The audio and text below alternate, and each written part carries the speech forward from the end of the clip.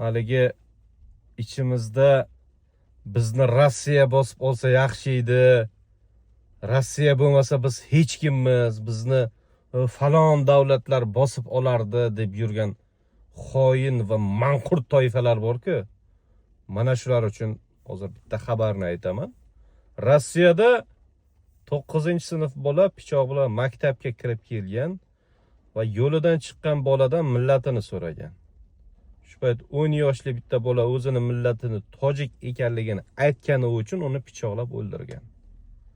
Bu Rossiyadagi birinchi holat emas, natsistlik bilan bog'liq bo'lgan. Bu holat kundan kunga avj olib boryapti. Chunki Rossiyaning siyosati aynan mana shunaqa shovinistik ruhda boryapti va bu to'g'ridan to'g'ri jamiyatning kayfiyatiga ham o'z ta'sirini ko'rsatyapti. Ana Ukrainaga bostirib kirishini ortidan Rossiyada bu qarashlar juda ham kuchayib ketdi. Siyosat aynan mana shunaqa radikal, shovinistik tusda ketyapti.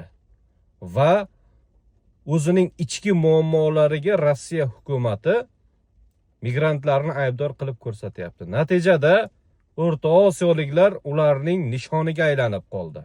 Qanaqa zo'ravonlik, tahqir, haqorat bo'ladigan bo'lsa, aynan O'rta Osiyoliklarga nisbatan bo'ladi.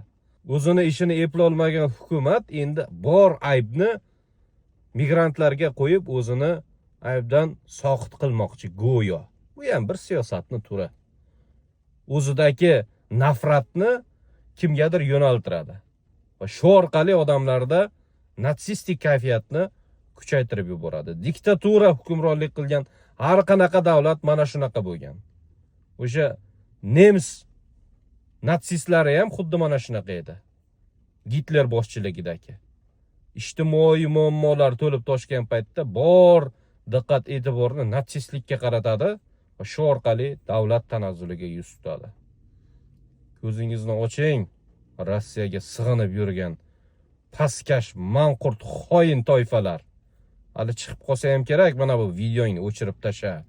Bizni hojamiz Rossiya haqida tanqidiy fikrlar bildiribsan, uni ko'klarga ko'tarishing kerak degan ba'zi bir xoinlar. Ko'zingizni oching. Bir deganda o'ldirib tashlaydi.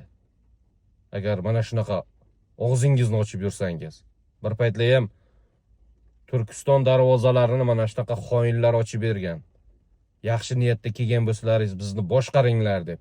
Hozircha Rossiya Ukraina bilan aldaramon bo'lib turibdi. Ertaga Ukraina masalasi tinchgandan keyin keyingi nishon O'rta Osiyo bo'ladi. Shuning uchun ko'zlaringni ochinglar. Kim do'st, kim dushmanligini yaxshi anglab olinglar.